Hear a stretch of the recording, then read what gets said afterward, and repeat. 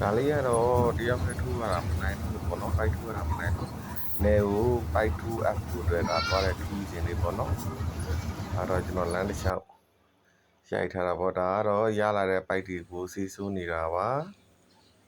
ကဲစီးဆိုးပြီးသားပိုက်ကလေးတွေကိုအလျှောက်လှမ်းထားတာပေါ့နော်အရေးထဲမှာပဲအလျှောက်ခံထားပါတယ်ကဲလျှောက်ခံထားပြီးတဲ့ပိုက်ကလေးတွေကတော့အိမ်ထဲမှာမှကျိုးတက်ဖို့အတွက်အဆင်သင့်ဖြစ်နေပါပြီအများကြီးပဲနော်အများကြီးပဲစောင်းနေတဲ့သူတွေအတွက်ပါကဲကျိုးတက်တော့မယ်နော်ဒါဆိုရင်တော့ကဲဟောဒီမှာဒါတချို့တဝဲကျိုးတက်ပြီးသားလေးကိုအပုံလိုက်ချလာတာပေါ့နော်ဒလင်းနာနေဆိုရင်တော့ဒါလေးတွေကိုပို့နိုင်အောင်တော့ကြိုးစားပေးပါမယ်